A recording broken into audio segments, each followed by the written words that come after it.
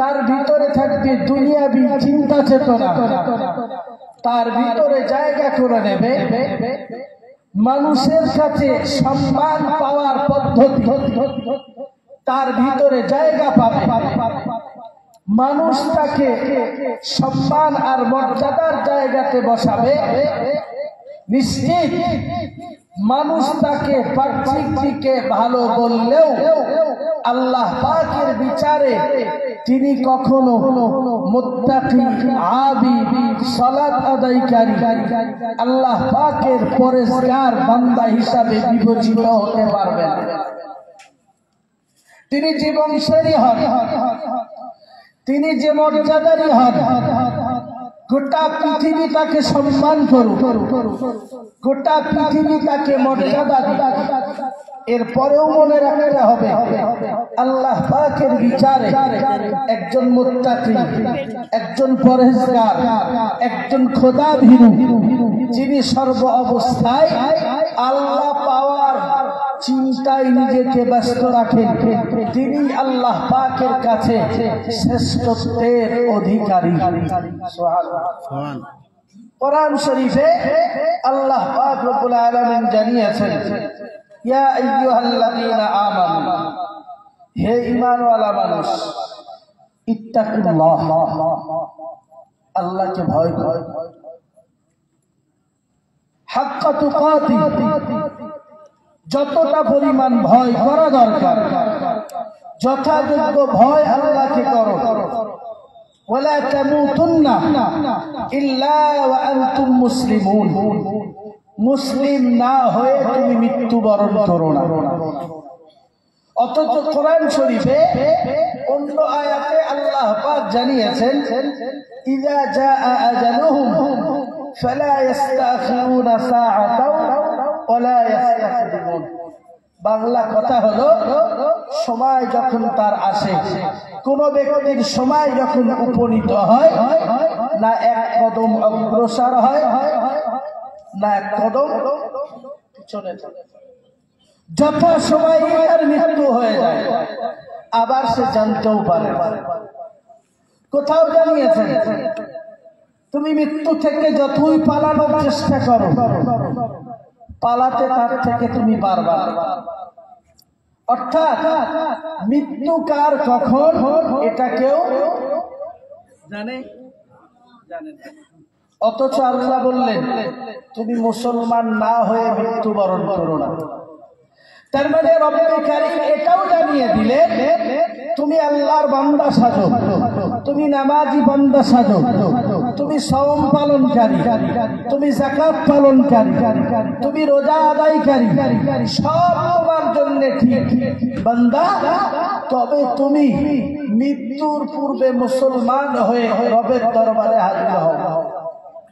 তার মানে মৃত্যু কখন তুমি জানো না, সুতরাং কোন অবস্থাতে মুসলমানদের গণ্ডির বাইরে তুমি যেও না, কোন অবস্থাতে নয়। আজকের ইমানদার যারা, তাদের চিন্তার চেতনা, কেউ নামাজ পড়েই মুসলিম, কেউ নামাজ না পড়ে মুসলিম, ঠিক কিনা? কেউ দাড়ি রেখে মুসলিম, কেউ দাড়ি না রেখে ভাবে আমি মুসলিম, কেউ শুধু জুমার নামাজ আদায় করে মুসলিম, কেউ জুমা আদায় না করে কি বলেন মুসলিম। তাহলে কেউ নামাজ পড়ছেন, কেউ পড়ছেন না, কেউ রোজা রাখছেন, কেউ রাখছেন না, কেউ দাড়ি রাখছেন, আবার কেউ রাখছেন না। তাহলে মুসলিমকে রবের বক্তব্য যদি ওটাই হয়, আল্লাহকে ভয় করার মতো ভয় করো এবং মুসলিমদের অন্তর্ভুক্ত হয়ে মৃত্যুবরণ করো। তাহলে ইমানদারের জন্য সতর্ক বার্তা হলো এটাই, মরণ কবে হবে তুমি জানো না। মরণ কবে হবে তুমি জানো না, তবে তোমার প্রস্তুতিটা থাক সর্ব অবস্থায় যে তুমি মুসলিমদের অন্তর্ভুক্ত।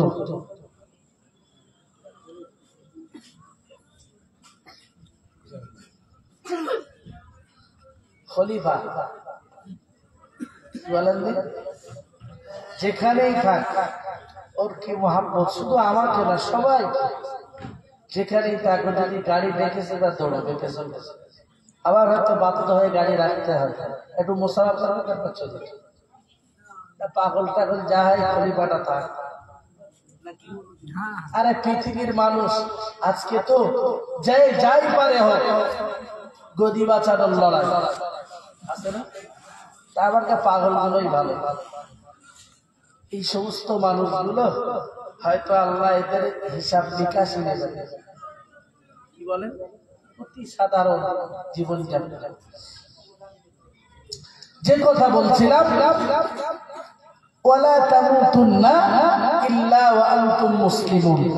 সাধারণ ঈমানদার, মুত্তাকি, পরেজগার, আলেম বান্দা, মসজিদ কমিটি, মাদ্রাসার কমিটি, শিক্ষক, ছাত্র, তাম পৃথিবীতে যারাই, এই আয়াত তো কারোর জন্য বাধা। মুফতি সাহেব, পীর সাহেব, পীরজাদা সাহেব, দরবারি আলেম, যারাই হোক, যে পরিস্থিতি হোক, সবার জন্য একই বক্তব্য।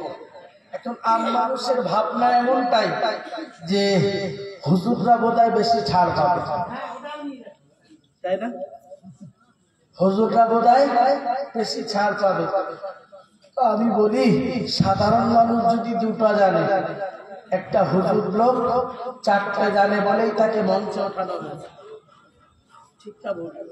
সাধারণ মানুষের তুলনায় বেশি জানে বলেই তাকে মঞ্চে ওঠানো হয়েছে। তো ওনাকে যদি 10টা আমাল করতে হয়, একজন আলেমকে 100 আমাল করতে হবে। বুঝতেছেন কথা?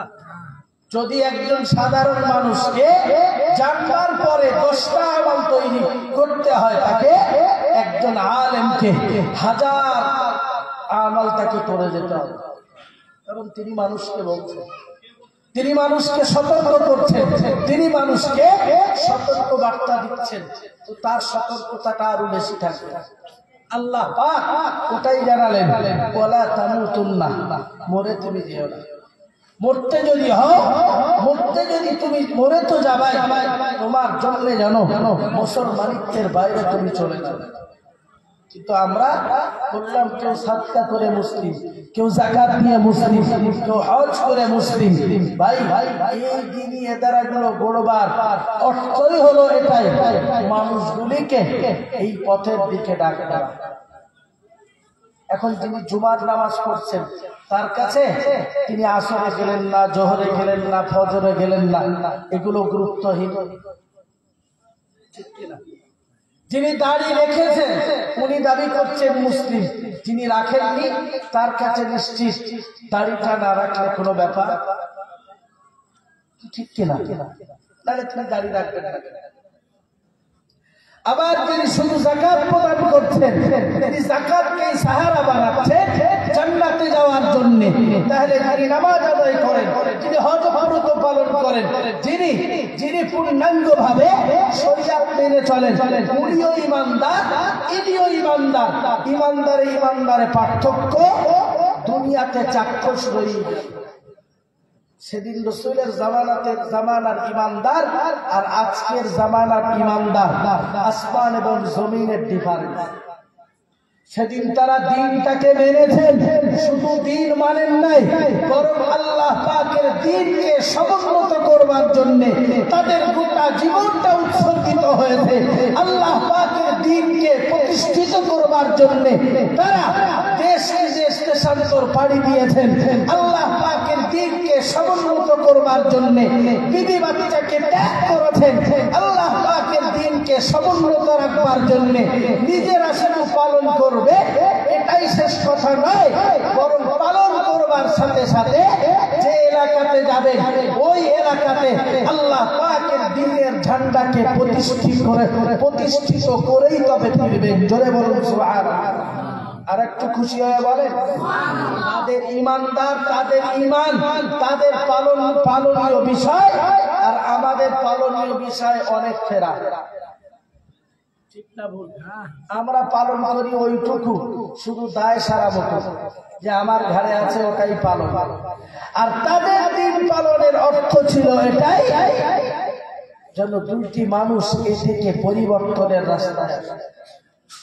আজীব ব্যাপার, কোন কাফের, মুশরিক, বেদিন, ধর্মহারা এদের বক্তব্য, রাস্তা দিয়ে যদি হেঁটে যেতে আর হেঁটে যাওয়া অবস্থাতে যদি কোনো কষ্টদায়ক বস্তু রাস্তার উপরে পড়ে থাকে, কষ্টদায়ক বস্তু, তো সেই ব্যক্তি ওই রাস্তাতে চলাচল করে আর দেখে আর ভাবে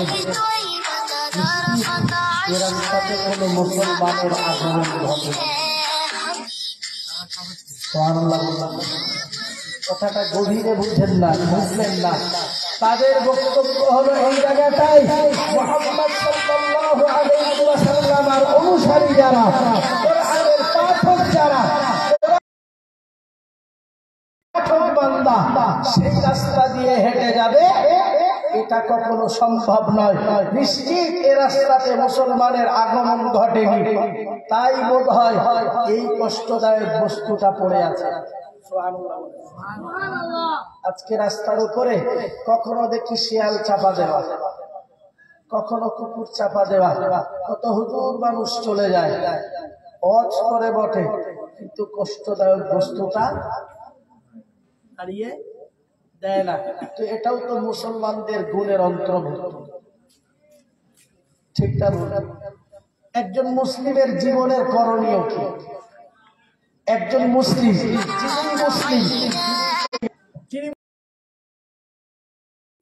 বান্দা, তার জীবনের পূর্ণাঙ্গ বিষয়টাই তো একজন অমুসলিম দেখে যেন ভাবতে পারে যে ইনি মুসলমান।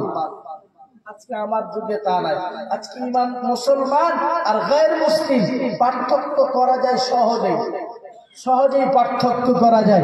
আমি শুধু ভাবি নামাজ পড়লেই, আমি সিজদা করলেই মুসলিম, বুঝেন?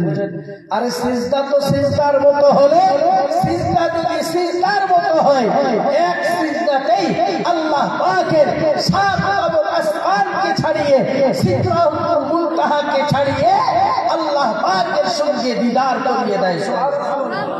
আর একটু খুশি হয়ে বলেন, রাসূল কারীম সাল্লাল্লাহু আলাইহি ওয়াসাল্লাম মিরাজের রজনীতে গেছেন, যে পর্যন্ত ফেরেশতা জিবরিল গেছেন, তারপর থেকে রাসূলুল্লাহ গেছেন, জিবরিলের যাওয়ার অনুমতি ছিল না।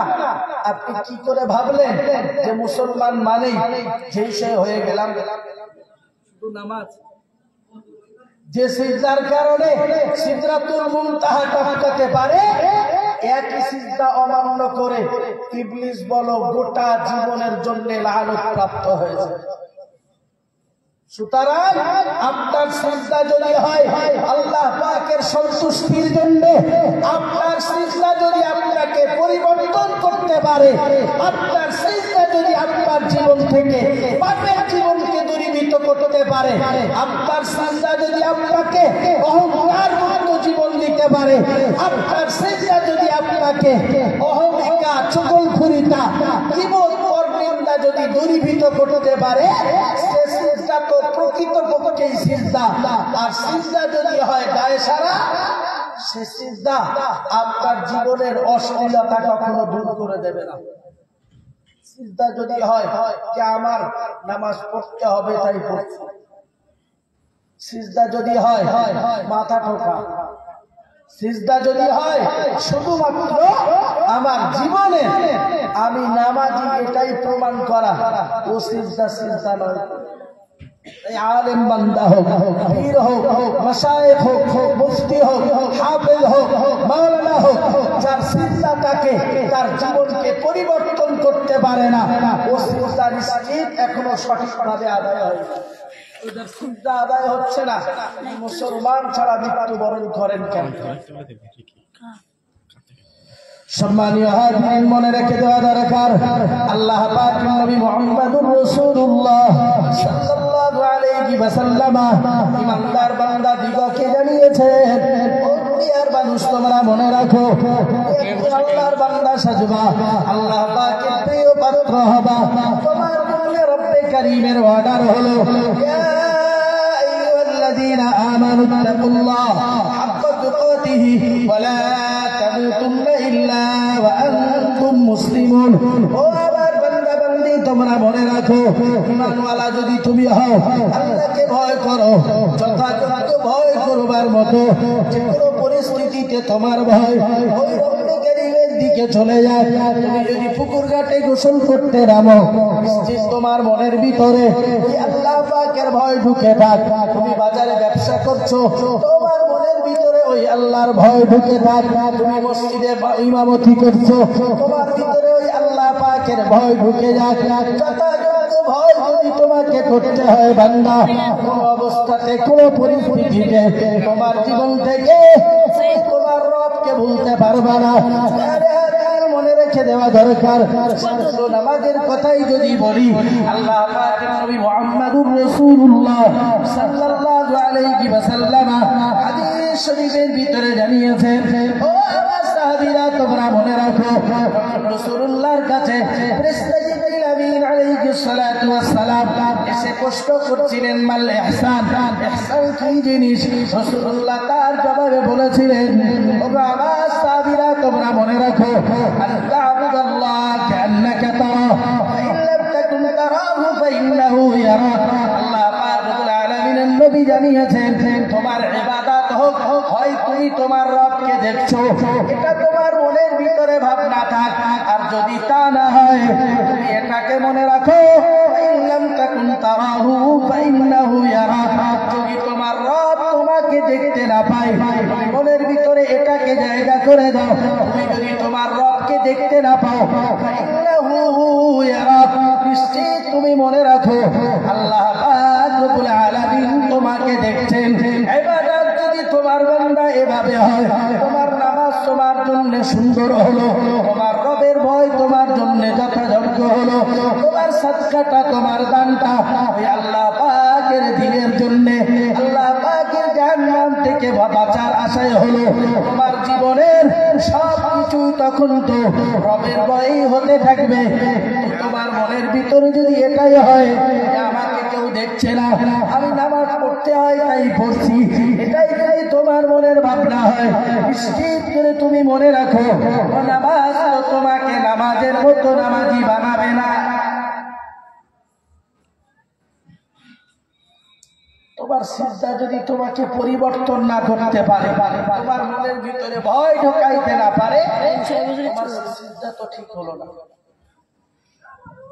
লোকমান হাকিম রাহমাতুল্লাহ আলাইহি বেটাকে দেখেছেন, দেখে বলেছেন, যেথায় তুমি থাকো, তোমার যেথায় অবস্থান হোক, ইয়া বুনাই ইন্নাহা তাকুন মিসকালা হাববাতিন মিন খারদাল ফাতাকুন ফি সাখরা আও ফিস সামাওয়াত আও ফিল আরদি ইয়াতি বিহা আল্লাহ। বললেন, লোকমান হাকিম ডেকে বললেন বেটা, যেথায় অবস্থান তুমি করো, তুমি রবের ওই কথাটা স্মরণে রাখো, ওই কথাটা স্মরণে রাখো। তোমার যে প্রান্তেই তুমি যা কিছু রেখে দাও না কেন, রব তোমার ওই বিষয়টাকে হাজির করবার ক্ষমতা রাখে সর্ব অবস্থা। তুমি এটা ভেবো না আজকে তুমি হাজির করছো, কালকে রব দেখতে পাবেন না, এটা যেন তোমার মনে না বড় করে কামনা করো। প্যারে হাজিরিন, মনে রেখে দেওয়া দরকার, আল্লাহ পাকের নবী মুহাম্মদুর রাসূলুল্লাহ সাল্লাল্লাহু আলাইহি ওয়াসাল্লাম তার কোরআন নাযিল হয়েছে। আর লোকমান হাকিম রাহমাতুল্লাহ আলাইহি এত সুন্দর নসিহত তার বেটার জন্য করেছেন। আল্লাহ পাক রব্বুল আলামিন লোকমান হাকিমের বেটার নসিহতকে গোটা পৃথিবীর মানুষের জন্য শিক্ষা স্বরূপ বানিয়ে দিলেন। গোটা পৃথিবীর মানুষের জন্য এটাই বানিয়ে দিলেন। আলেম সমাজ বলি আর সাধারণ মানুষ বলি, মুত্তাকি পরেজগার বান্দা বলি, সবার জন্য ওই কথা তো প্রযোজ্য। আল্লাহ পাক রব্বুল আলামিন তার বেটার ওই কথাকে কোরআন শরীফের ভিতরে রেখে দিয়ে বললেন, ইয়া বুনাইয়া ইন্নাহা ইন তাকু মিসকালা হাববাতিন মিন খারদাল, পরিমাণ ভালো আমল যদি তুমি কোথাও রাখো, আল্লাহ পাক রব্বুল আলামিন তোমার সেটা যেমন হাজির করে দেবেন।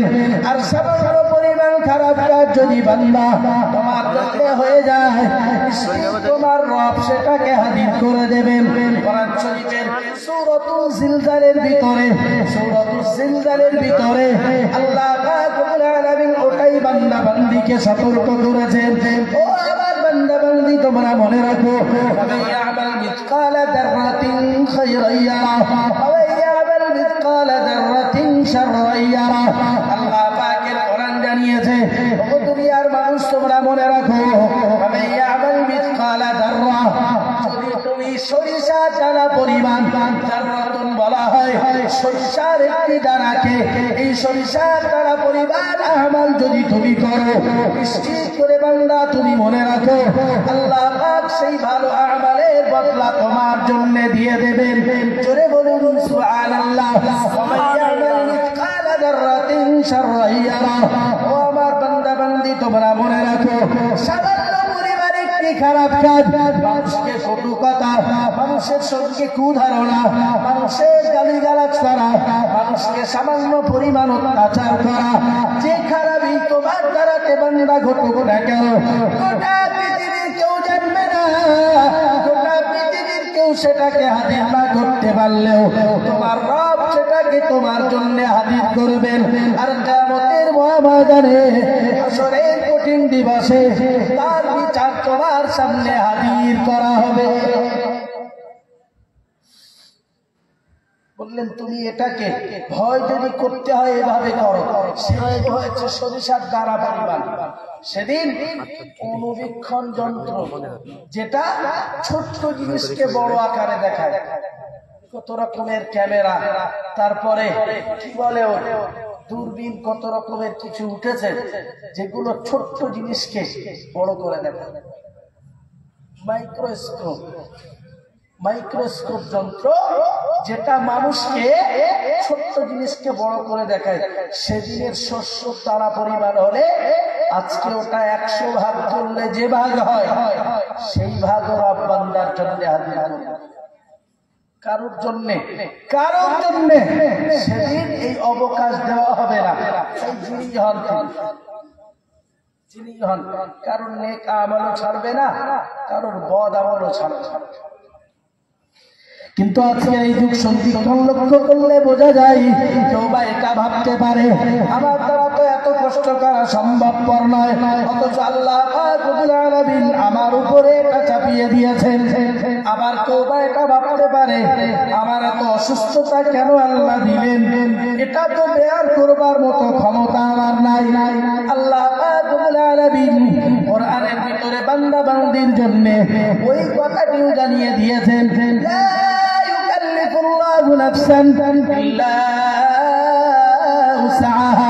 আল্লাহ পাক রব্বুল আলামিন তার বান্দা বান্দির জন্য জানিয়েছেন, লা ইউকাল্লিফুল্লাহু নাফসান, কোন নফসের উপরে আল্লাহ পাক ওই কষ্টটাকে চাপিয়ে দেননি যেটা তার সাধ্যের বাইরে, যেটা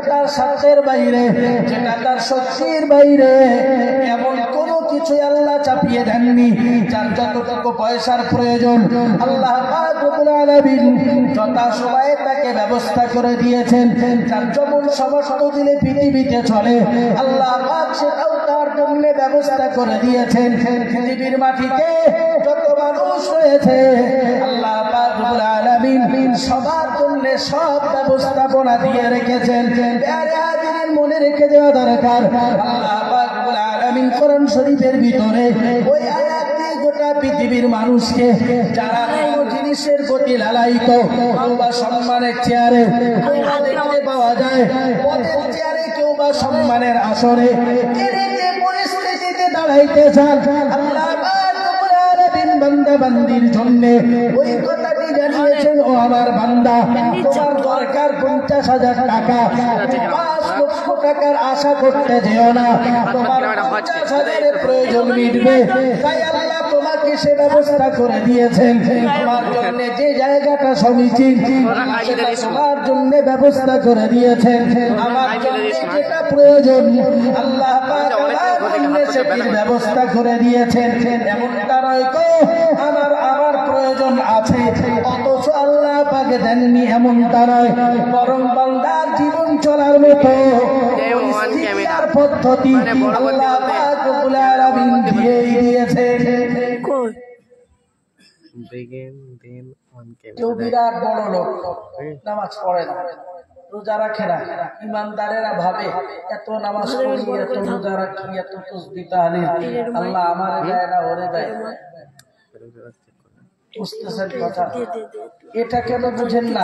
আপনার যেটা প্রয়োজন রব সেটা আপনার জন্য ব্যবস্থা করে দিয়েছে, সেটা আপনার জন্য তিনি ব্যবস্থা করে দিয়েছে। আপনি ভাবছেন যে এটা আমার জন্য অনুচিত হলো, এটা মোটেই নয়। তিনি জানেন আপনার কোনটা প্রয়োজন, ঠিকটা বলুন। তিনি জানেন না তিনি আপনার সৃষ্টিকর্তা, তিনি আপনার ইজ্জতের মালিক, তিনি আপনার সম্মানের মালিক, অথচ আপনি সেই রবের শুকরিয়া আদায় তো দূরের কথা, বরং শুধু জীবনে অভিযোগ, শুধুই অভিযোগ, আমায় খেতে পায় না, আমার পরনের ব্যবস্থা হয় না, আমি একটা গাড়ি চাপতে পারি না, কি আমার একটা চার চাকা নাই, কি আমার এবারে ঈদে জামা করা হলো না, শুধু অভিযোগ, শুধু অভিযোগ। আচ্ছা একটা কথা বলুন তো, রব যে নিয়ামত এই পর্যন্ত দিয়েছেন তার শুকরিয়া আদায় করা শেষ হয়েছে? ভাবেন তো একবার, মায়ের পেটে আসছেন, আল্লাহ পৃথিবীতে আনালেন, মা পিতা মাতার কোলে লালন পালন করালেন, আপনাকে পোশাক পরিচ্ছদের ব্যবস্থা করালেন, সুস্থতার জীবন দিলেন, আপনি সেই শুকরিয়া গুলো কতটুকু আদায় করতে পেরেছেন? কত আলেম বান্দা, কত হাফেজ বান্দা, কত মাওলানা, কত মুফতি সাহেব, কত দ্বীনের ধারক, তাদের জীবনে একটা সন্তুষ্টি নাই, মনে শান্তি নাই। শান্তি যদি খুঁজতে হয় কোরআনের কাছে ফিরলেই তো শান্তির পথ আল্লাহ পাক বার করে দেবেন। জোরে বলুন সুবহানাল্লাহ। আরেকটু মহব্বত করে বলেন সুবহানাল্লাহ। ফিরে আসুন কোরআনের কাছে, কোরআনের কাছে ফিরলে তিনি আপনার শান্তির রাস্তা বার করে দেবেন। অথচ আপনি জানেন না, কোরআনের ধারক বাহক হওয়া তো দূরের কথা, এই নামাজটাই হয়ে গেছে যে আমি কোরআনের ধারক বাহক। আপনি নামাজ পড়বেন, নামাজ আপনার জন্য, তো কোরআনটা কার জন্য? কি লিখেছে আলেম মাওলানা, তারা পড়বে, তারাও তোমার জন্য, তো তারা পড়বে, আপনি আপনারটা পড়বেন, কিন্তু আপনার কাছে সেই পড়বার মতো মানসিকতা তো হারিয়ে গেছে। কারণ আপনি ভেবে নিয়েছেন দান করবো, একটু মসজিদে যাবো, ইমামের পিছনে ইক্তেদা করবো, তাই আমার জন্য নাজাতের ওসিলা বানাবো। বুঝেন না? আপনি তো কোনোদিন ভাবেননি যে কোরআন আমাকে শিখতে হবে, আপনি কোনোদিনের জন্য ভাবেননি যে আমাকে আল্লাহ পাকের একদম খালিস মুখলিস বান্দা হতে হবে। আপনি শুধু প্রচেষ্টা করেছেন 20%। আরে যদি কোনো জিনিস আমাকে শিখতে হয়, হাফিজ বান্দা বানাতে হয়, সালাত আদায় করি বানতে হয়, যদি 20% চেষ্টা করলে হয়ে যায়, সেটার জন্য আমাকে করতে হবে 100 গুণ, তবে পূর্ণাঙ্গ 20 পাবো। অথচ আমার প্রচেষ্টা 20 দরকার, 10ও করি না। ইতেই ভাবছি পূর্ণাঙ্গ ইমানদার, আল্লাহ পাকের মুখলিস বান্দা, আল্লাহ পাকের ভালো বান্দা বেনে যাবে। এটা কেমনে সম্ভব? কি করে সম্ভব? কোরআন যেখানে মানুষের কাছে আমানত স্বরূপ দিলেন আল্লাহ পাক, মানুষকে পালন করবার আল্লাহ পাকের কোরআন জানিয়েছে, ইন্না আরাদনাল আমানাতা আলাস সামাওয়াতি ওয়াল আরদি ওয়াল জিবাল ফাবাইনা ইয়াহমিলনাহা ওয়া আশফাকনা মিনহা ওয়া আমালাল ইনসান ইন্নাহু কানা যালুমান জাহুলা। আল্লাহ পাক রব্বুল আলামিনের কোরআন জানিয়েছে, এই কোরআন আমি বিভিন্ন জায়গাতে দিতে চেয়েছিলাম, পাহাড়ের উপরে, জমিনের উপরে, সব জায়গাতে দিতে চেয়েছিলাম, দিতে তারা অস্বীকার করেছে। আমালাল ইনসান, মানুষ সেটাকে বহন করেছে, অথচ বহন করলেও তারা তার জীবনে তা মান্যতা দেয়নি। এখনো পূর্ণাঙ্গ মানুষের কোরআন শেখার প্রতি আজ জন্মে যায়নি। মনে রেখে দেওয়া দরকার, আল্লাহ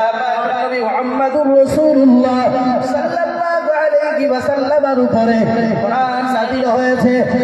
কোরআন নাযিল হওয়ার পরে আল্লাহ পাক রব্বুল আলামিন কোরআন নাযিল করে বলে দিলেন, বিসমি রাব্বিকাল্লাযী খালাক, খালাকাল ইনসানা মিন আলাক, ইকরা ওয়া রাব্বুকাল আকরাম আল্লাযী আল্লামা বিল কলম। আল্লাহ পাক কোরআনের আয়াত দিয়ে জানিয়ে দিলেন, পড়ুন রব্বে কারীমের নামে। ইকরা বিসমি রাব্বিকাল্লাযী খালাক, খালাকাল ইনসানা মিন আলাক, যিনি আপনাকে রক্তপিণ্ড থেকে সৃষ্টি করেছেন। ইকরা ওয়া রাব্বুকাল আকরাম, আপনি পড়ুন সম্মানীয় রবের নামে। আল্লাযী আল্লামা বিল কলম, যিনি আপনাকে কলমের শিক্ষা দিয়েছেন। আল্লামাল ইনসানা মা লাম ইয়ালাম, যা তুমি জানতা না রব তোমাকে তাই শিখিয়েছেন। তাহলে জীবন দিয়েছেন আল্লাহ, সুন্দর পরিকাঠামো দিয়েছেন আল্লাহ, আমার শ্বাস প্রশ্বাস দিয়েছেন তিনি, আমার খানা পিনার ব্যবস্থা করেছেন তিনি। সেই রবের নির্দেশ হলো আমাকে পড়বার প্রতি। আমি পড়তে তো জানি না, পড়বার চেষ্টাও করি না, চেষ্টাও আমার অতটুকু নাই।